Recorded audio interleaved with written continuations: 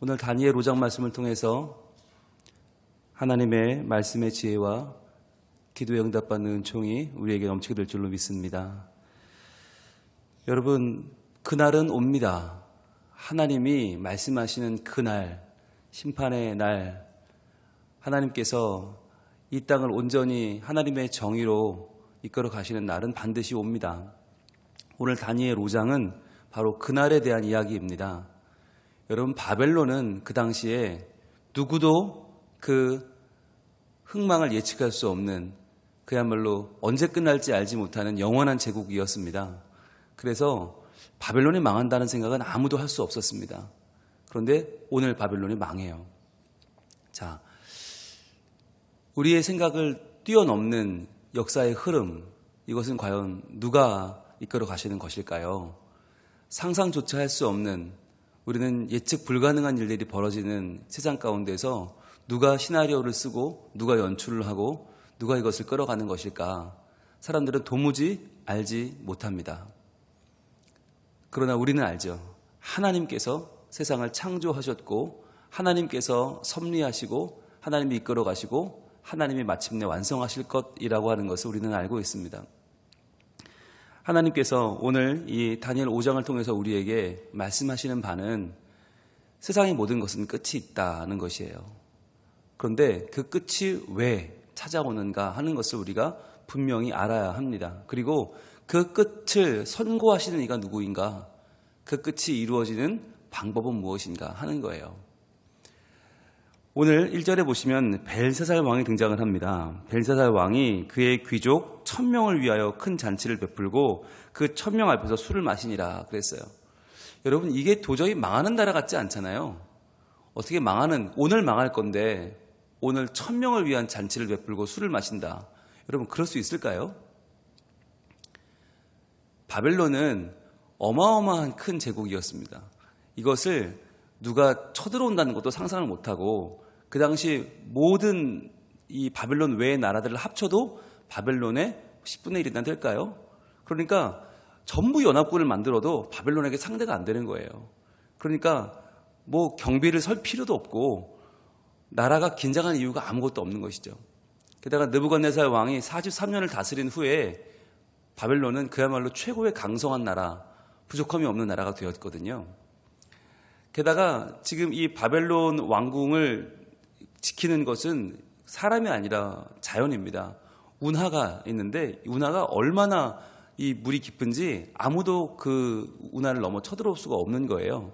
그러니까 이 왕궁은 술을 마시고 잔치를 해도 아무런 어려움이 없는, 절대로 침범할 수 없는 궁인 것이죠. 그래서 벨사살 왕은 그곳에서 귀족 1000명을 위한 잔치를 열었는데, 여기서 1000명이라고 하는 건 정확하게 1000명이라기보다는 모든 귀족이라고 보시면 됩니다. 나라에 있는 모든 귀족을 다 모은 거예요. 그러니까 이제 나라를 지킬 사람이 없는 겁니다. 모든 고관들, 모든 관리들이 다 모여서 지금 잔치를 왕과 함께 벌이고 있는데, 그런데 이제 중요한 건 벨사살이 누구냐 하는 거죠. 우리가 바로 어제 사장까지 느부갓네살 왕의 이야기를 보다가 갑자기 벨사살로 넘어오지 않습니까? 그런데 여러분, 오랫동안 바벨론 역사에 벨사살이라는 왕이 없었어요. 그러니까 느부갓네살 왕이 43년간 통치하고 죽었잖아요. 그 다음에 에윌무로닥이라는 왕이 올라오고 라바시 마르둑, 나보니두스까지 이 여러 왕들이 딱 8년 사이에 한 3명, 4명이 바뀌어요. 그러면서 역사적으로는 나보니두스가 마지막 왕이거든요. 나보니두스가 17년을 통치하고 나보니두스 17년에 바벨론이 망합니다.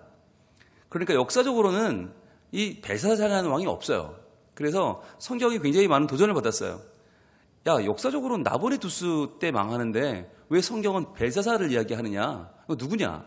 그런데 약 1900년대 초기에 바벨론에 대한 아주 대대적인 발굴이 이루어지면서 그 발굴된 자료에 이 바벨론 시대, 이 말기 자료가 어마어마하게 나왔어요. 근데 그 자료에 뭐라고 써 있냐면, 나보니두스에게는 벨사살이라는 아들이 있는데 그 벨사살에게 정치를 맡기고 나보니두스는 여행하기를 좋아했다는 거예요. 나보니두스라는 왕은 전쟁과 여행을 즐기는 왕이었고 왕국을 누구에게 맡겼냐? 아들인 벨사살에게 맡겼다는 거예요. 그러니까 여러분, 이 성경의 진리성은 누가 증거합니까? 성경이 예언하셨죠. 예수님 말씀하셨죠. 돌들이 일어나 소리 지를 거다. 그러니까 고고하게 발전이 계속 일어나면서 성경이 이 하나하나가 다 사실이라는 것들이 밝혀지고 있어요. 그래서 사람들이 의심하니까 돌들이 소리를 지르는구나. 성경은 진리인 것 같아요. 그래서 벨사살 왕은 누구냐면 바벨론의 마지막 왕 나보니두스의 아들이에요. 그런데 이 아들이 얼마나 방탕한지, 차라리 아버지는 여행이나 좋아하고 전쟁이나 좋아하고 밖으로 돌았지만 왕궁을 지켜야 될 아들이 지금 1000명을 초대해 잔치를 열고 있는 거예요. 술잔치를, 술판을 벌인 거예요. 자, 2절입니다. 벨사살이 술을 마실 때 명하여 그의 부친 느부갓네살이 예루살렘 성전에 탈취해온 금, 은 그릇을 가져오라고 명령하였으니 이는 왕과 귀족들과 왕후들과 후궁들이 다 그것으로 마시려 함이었더라.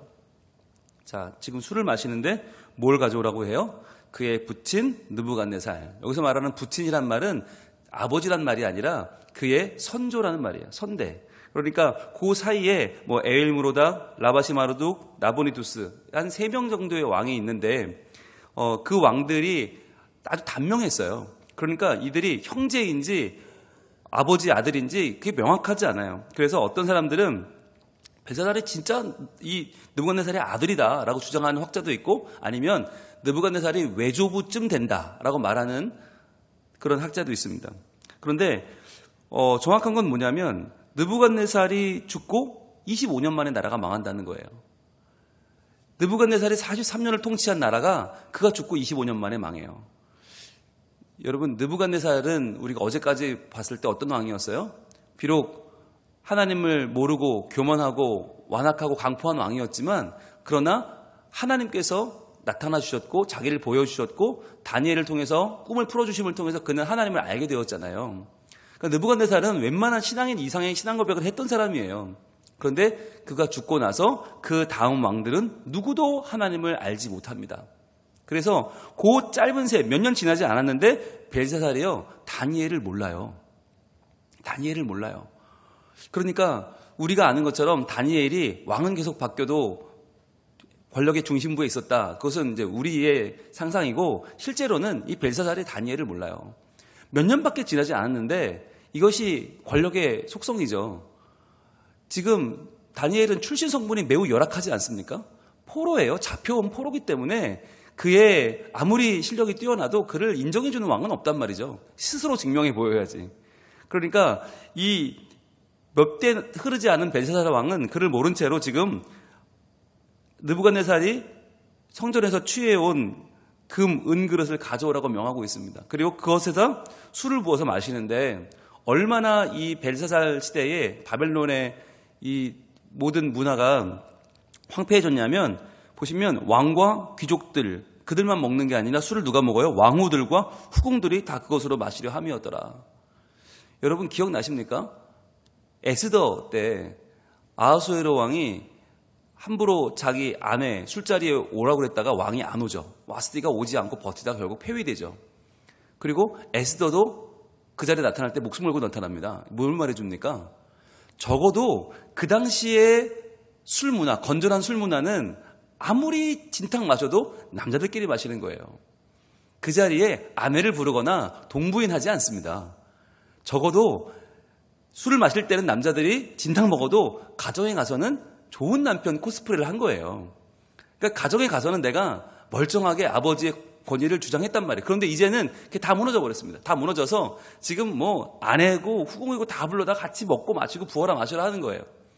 즉 바벨론 말기에 얼마나 사회적인 분위기가 성적으로 문란해지고 얼마나 모든 기강이 다 무너졌음을 보여주는 게 바로 이 2절 말씀이에요. 자, 그러면서 가져오라고 말하고 끝난 게 아니라 그냥 술김에 한번 말한 게 아니라 3절에 보시면 이에 예루살렘 하나님의 전 성소 중에서 탈취하여 온 금그릇을 가져오매 왕이 그 귀족들과 왕후들과 후궁들과 더불어 그것으로 마셨다. 2절의 기록이 3절에서는 현실로 나타나죠.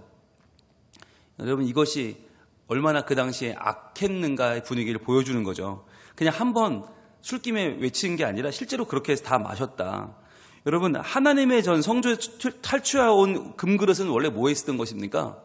하나님을 예배하던 거죠. 하나님께 제사하던 것이죠. 여러분, 그러면 이건 그릇이니까 상관없어. 그럴까요?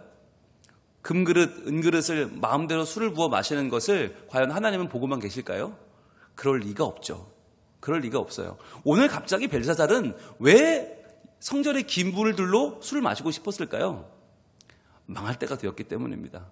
오늘 하나님은 이 벨사살의 행위를 통해서 우리에게 정확하게 보여주고 계신 거예요.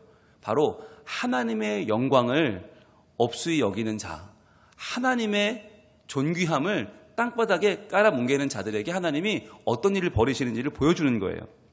자, 그러면서 그들은 무엇을 하죠? 4절, 그들이 술을 마시고는 금, 은, 구리, 쇠, 나무, 돌로 만든 신들을 찬양하니라.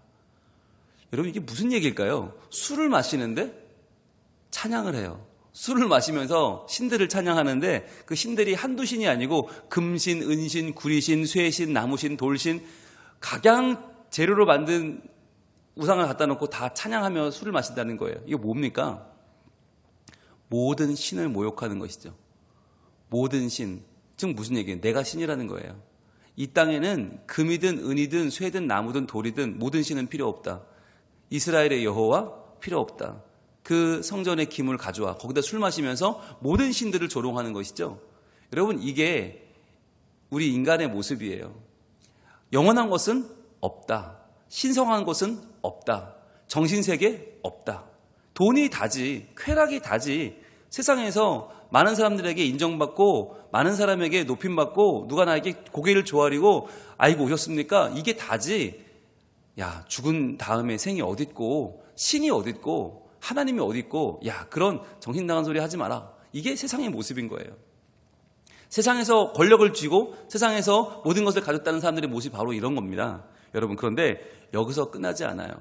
5절 말씀은 바로 그렇게 함부로 하나님에 대하여 신성에 대하여 모욕하고 조롱하고 자신의 삶을 찬양하며 노래하던 바로 그 벨사살 왕에게 이런 날이 찾아옵니다.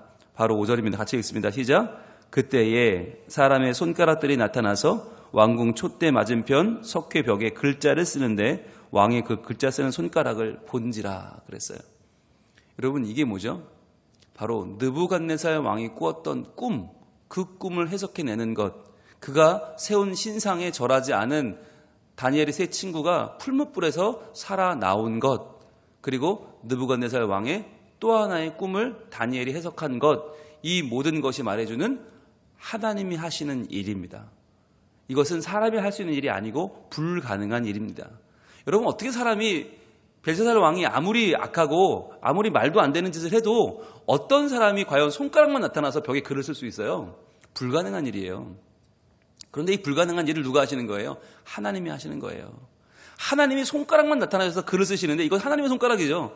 하나님의 글을 쓰는데 여러분, 이 글이 아람어예요. 아람어는 이 당시 바벨론, 페르시아, 바사, 이스라엘까지 모두가 다 쓰던 공용어입니다. 그러니까 이 아람어를 모를 수가 없어요. 누구나 다 해석을 못할 수가 없어요. 그런데 이 말을 아무도 해석을 못합니다. 왜일까요? 이 말을 몰라서가 아니에요. 근데 조합이 안 돼요. 메네 데겔 우바르신이라는 글을 쓰는데 이게 무슨 말인지는 알겠는데 해석이 안 되는 거예요. 무슨 소리야? 무슨 소리야? 아무도 해석을 못합니다.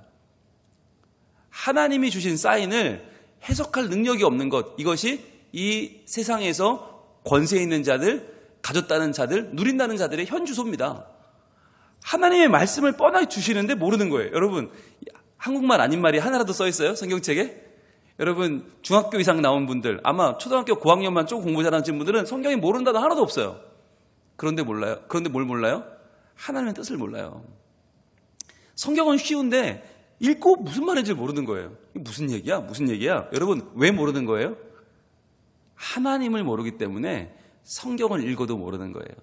오늘 이 손가락에 쓴 글도요, 어려운 글이라 모르는 게 아니에요. 왕이 막 고민에 빠지거든요. 그리고 막 술사를 부르고 다 관리들 불러서 야, 좀 해석해봐. 아무도 해석을 못합니다. 그때 왕후가 다니엘을 기억해냅니다. 아, 느부갓네살 왕 때 다니엘이라는 아주 훌륭한 술사가 하나 있었는데 그 술사가 자기가 주장하기로는 하나님의 능력으로 해석을 잘하더라. 그래서 이 다니엘을 불러옵시다 라고 이야기를 합니다. 다니엘이 오거든요. 그래서 25절 보겠습니다. 25절. 다니엘이 이제 해석을 하는 거예요. 해석을 하는데 뭐라고 하는가? 25절. 기록된 글자는 이것이니 곧 메네 메네 데겔 우바르신이라. 자, 메네 메네 데겔 우바르신. 이게 무슨 뜻이냐면 26절. 그 글을 해석하건대 메네는 이제 달아본다는 뜻이거든요. 끝났다는 거거든요. 달아봤는데 끝났다. 메네. 자, 하나님이 이미 왕의 나라의 시대를 세워보니까 그것을 끝나게 하셨다 하며. 자, 여러분, 메네는 끝났다는 얘기인데, 세워봤다는 얘기인데, 이걸 하나님이라는 사람을 어떻게 주어로 대입할 수 있어요? 이걸 못하면 이것은 해석할 수가 없는 거예요. 세웠다. 메네 데겔 우바르신. 세웠다. 부족하다, 나뉜다. 이거거든요. 세웠다, 부족하다, 나뉜다. 이걸 해석할 수가 없는 거예요. 그런데 그것을 바로 다니엘은 하나님께서 왕의 나라 시대를 세워봤다. 그것을 끝나게 하셨다는 말입니다. 27절. 데겔은 왕을 저울에 달아보니 부족함이 보였다는 말입니다. 세워보니 그것을 달아보았다. 근데 달아보니까 부족함이 보였어요. 누구에게? 하나님에게. 하나님이 보시니까 부족해 보였다. 그래서 마지막에 우바르신은 뭐냐면 우바르신의 말에 원하는 베레스인데 28절. 베레스는 왕의 나라가 나뉠 것이다. 나뉜다는 말. 베레스. 나뉜데 메대와 바사 사람에게 준바 되었다 하미니이다 하니. 이렇게 해석을 하는 거예요. 그러니까 여러분, 이걸 사람들이 해석을 못한 이유가 뭐냐면 세어본다, 부족하다, 나뉜다. 이게 뭐가 세어받고 뭐가 부족했고 뭐가 나뉘는지를 모르는데 다니엘은 하나님이 주시는 지혜로 하나님의 마음을 받아서 지금 이야기하는 거죠. 여러분, 이게 무슨 얘기예요? 이 나라가 망한다는 얘기죠. 언제? 바로 오늘. 바로 오늘 망한다. 여러분, 그 얘기를 지금 하고 있는 거예요. 그러니까 이거 딴 사람들이 해석을 못한 이유가 뭐예요? 이 말하면 죽으니까. 이 말하면 내가 해를 입으니까 말을 하지 않는 거죠. 그런데 다니엘은 하나님께서 전하라고 하신 말을 전하는 선지자 아닙니까? 다니엘은 선지서 아닙니까? 선지자는 내가 죽어도 하나님 말씀을 전해야 되니까 이 말씀을 전한 것입니다.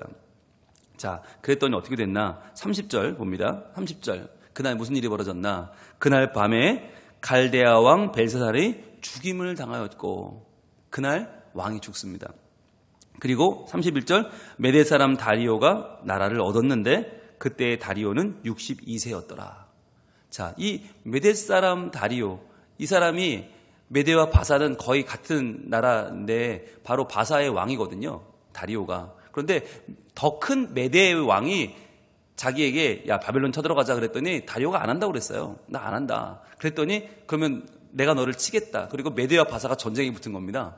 근데 메대의 장수들이 아무리 봐도 우리 왕보다 바사 왕이 더 낫거든요. 그러니까 투항을 해버려요. 그래서 작은 나라 바사가 큰 나라 메대를 먹어요. 근데 그 왕이 함께 먹은 왕이 누구냐? 다리오거든요. 이 다리오가 이날 밤에 수문을 열어서 운하의 방향을 틀어버립니다. 그리고는 운하가 없어진 메마른 바벨론 왕궁에 맨발로 걸어 들어와요. 그렇게 들어와서 이 밤에 바벨론을 점령해버립니다. 그러면 이 다리오가 누구냐? 역사의 평가로는 이 다리오가 바로 고레스라는 거예요. 그래서 이 다리오가 메대식 이름은 다리오고 바사식 이름은 고레스다. 그러니까 바로 고레스가 누구예요? 하나님이 이스라엘 백성을 포로에서 돌아오게 한 바로 그 왕이에요. 바로 그 왕이 바벨론을 침공해서 벨사살을 죽이고 바벨론 왕국을 무너뜨리는 장면이 바로 오늘 이 장면인 거예요. 그런데 오늘 이 장면이 그냥 벌어졌다면 뭐 역사의 한 페이지라고 할 수 있겠죠. 그냥 한 나라가 한 나라를 멸망시키고 왕위에 올랐다고 볼 수 있겠죠. 그러나 바로 이 밤에 일어난 불가능한 사건, 그것은 바로 하나님께서 손가락을 보내셔서 손가락으로 메네 데겔 우바르신이라는 글을 쓰게 하시고, 이 말이 뭐냐? 다니엘을 통해서 해석하게 하시는 거죠. 세어보니까 왕의 나라가 모자릅니다. 그래서 하나님이 나누셨습니다. 메대와 바사에게 넘기실 것입니다. 라고 하는 해석을 넣은 것이죠. 왜 이게 들어왔을까요? 바로 바벨론이 망한 것은 어떠다가 망한 것이 아니라는 거예요. 벨사살이라는 왕의 아들이 허랑방탕해서 그가 마음대로 술 마시고 파티하다가 그냥 나라가 어쩌다 망한 게 아니라 바로 이것은 하나님께서 그 나라를 망하게 하신 것이다. 여러분, 이 일이 왜 중요하냐면 내일 5장에서 6장으로 넘어가게 되면 6장의 왕은 다리오입니다. 바로 오늘 이 바벨론을 무너뜨린 다리오가 왕이 돼요. 그런데 그 다리오가 누구를 자기의 최측근 중심으로 쓰느냐? 다니엘이에요. 다니엘은 바벨론 시대 사람인데 왜 씁니까? 바로 이 사건이죠. 메네 데겔 우바르신을 해석해내서 자기가 왕위에 오를 거라고, 이 나라는 망하고 새로운 나라가 일어날 거라고 말해준 사람이 누구예요? 다니엘이에요. 즉 자기가 왕이 되는, 자기 왕이 될 명분을 만들어준 사람이 누구예요? 다니엘이에요. 그래서 다리오는 다니엘을 존중하는 것이고, 그 다리오가 고레스가 되었을 때에 다니엘의 나라 백성들을 풀어주는 거죠. 그러니까 오늘 이 메네 데겔 우바르신은 이게 한편으로는 공포영화 같고 한편으로는 스릴러 같고 한편으로는 동화 같은 이야기지만, 이 이야기가 왜 다니엘 5장에 등장하는가? 그것은 바로 하나님이 고레스에게 이스라엘 백성을 돌아가게 할 마음을 주셨던 결정적인 사건이기 때문이에요. 그래서 고레스가 다리오 시절에 왕이 되었을 때 자기가 왕이 될 것을 누가 예언했느냐? 이것을 신탁을 받아 전한 것이 바로 다니엘이었고, 그 사건이 오늘 다니엘 5장이기 때문에 긴 내용에 걸쳐서 이 내용이 자세히 기록되어 있는 것입니다. 여러분, 다시 한번 강조합니다. 역사의 주인은 누구라고요? 하나님이십니다. 하나님께서 왕들을 세우기도 하고 패하기도 하십니다. 하나님께서 한 나라를 멸망시키기도 하고 새 나라를 일으키기도 하십니다. 그렇다면 오늘날 우리의 삶은 어떻습니까? 우리의 삶은 한 나라가 일어나고 망하는 것만큼 그렇게 크고 대단한 일들이 벌어집니까? 그렇지 않단 말이죠. 기껏해야 돈 몇 푼이 오가고, 기껏해야 내 명예가 좀 오가고, 기껏해야 내가 인정받느냐 덜 받느냐 그 사이인데, 내가 존중을 받느냐 못 받느냐 그 사이인데, 우리는 그것 때문에 죽으려고 하고, 그것 때문에 하나님이 어디 있냐고 말하고, 우리는 원망하고 불평하며 오늘 하루를 살아갑니다. 여러분, 그러나 하나님은요, 더 큰 일들도 이루시는 분이다. 더 위대한 일들도 하나님의 계획대로 이루시는 분이다 라고 하는 거예요. 그래서 오늘 이 5장이 우리에게 주는 메시지는, 과연 그 하나님께서 필요할 때에는 손가락에 나타나 글을 쓰면서라도 그 왕에게 이제 너는 끝이다 선포하시고 새로운 왕에게 길을 열어주시는, 세계의 모든 땅을 점령한 바벨론을 주인을 바꿔버리는 그 하나님이 왜 우리의 삶에 개입하지 않겠는가? 왜 우리의 삶 가운데 하나님의 정의를 세우지 않겠는가? 왜 우리를 불쌍히 여기지 않겠는가? 왜 포로된 우리가 돌아오게 하나님은 돕지 않으시겠는가? 라고 하는 것입니다. 그래서 70년 포로가 끝나고 그의 백성 이스라엘을 돌아오게 하셨던 그 하나님께서 오늘 포로된 우리의 마음, 세상 가운데 저당 잡혀버린 우리의 빼앗긴 마음들, 포로된 마음들이 돌아오기를 원하십니다. 그래서 하나님 안에 평강을 누리고 하나님 안에 안식을 누리고 하나님을 온전히 높이는 삶을 살기를 원하십니다. 하나님은 어제나 오늘이나 변함이 없으십니다. 다니엘의 하나님은 바로 우리들의 하나님이시고, 그 하나님은 오늘 우리가 다니엘 하나님의 사람으로 살기를 원하시고 하나님의 말씀을 품기를 원하십니다. 오늘 이 말씀을 우리가 마음에 품고, 하나님, 우리에게도 하나님이 세워보시고 달아보시는 날이 올 텐데, 그날 모자르다, 부족하다, 나눠야겠다라고 하시는 것이 아니라, 네가 비록 가진 건 없지만, 비록 배운 것도 부족하고, 비록 세상에서는 열악한 삶이지만, 그러나 하나님 말씀대로 살려고 노력했구나, 나를 의지하며 살았구나, 나의 통치에 순종하며 살아간 내 백성이로구나. 하나님께서 우리에게 글씨를 써주시는 그날, 메네 데겔 우바르신이 아니라 하나님 앞에 참으로 착하고 충성된 종이로구나, 참으로 네가 나를 위하여 수고하고 애썼구나, 내가 너에게 영생의 복을 주마. 하나님께서 우리를 칭찬하시고 받아주시는 그날이 우리에게 속히 올 줄로 믿습니다. 기도하겠습니다. 하나님, 한 나라가 망하는 것이 이렇게 허망하네요. 그렇게 큰 나라, 세계를 지배했고 이스라엘을 조롱했고 성전을 회파하고 모든 고관들을 포로로 끌어갔던 나라, 그야 이스라엘에게 절망을 주었던 그 나라는 오늘 하나님의 손가락, 그 손가락의 글씨와 함께 멸망하고 맙니다. 하나님께서 그 나라를 끝내시면 바벨론 같은 나라도 그날로 운명을 다하고 맙니다. 하나님, 이렇듯 인류 역사를 이끌어 가시는 하나님, 섭리하시는 하나님이 우리 하나님이실진데 저희들 오늘도 그 하나님을 온전히 의지하게 하여 주시옵소서. 내가 할 수 없다고 해서 포기하지 않게 하여 주옵소서. 하나님이 하실 것을 믿게 하여 주시옵소서. 그래야 해서 하나님께서 내 삶을 온전히 인도하시고 이끌어 가시고 승리하게 하시고 역전시켜 주시고 하나님이 끝까지 나를 불쌍히 여기사 하나님 은혜를 베풀어 주실 줄로 믿사오니 그 은총 가운데 살게 하시고 내 삶이 하나님의 삶이 나타나는 하나님의 손길이 함께하는 하나님의 증거로 서게 하여 주시옵소서. 오늘 하루도 말씀 붙잡고 나아갑니다. 이 말씀이 우리를 이끌어가게 하시고 말씀대로 되는, 말씀대로 하나님의 정의와 공의와 사랑이 우리에게 나타나 우리를 변화시키고 하나님의 사람으로 세워가는 복된 날이 되게 하여 주시옵소서. 예수님 이름으로 기도합니다. 아멘.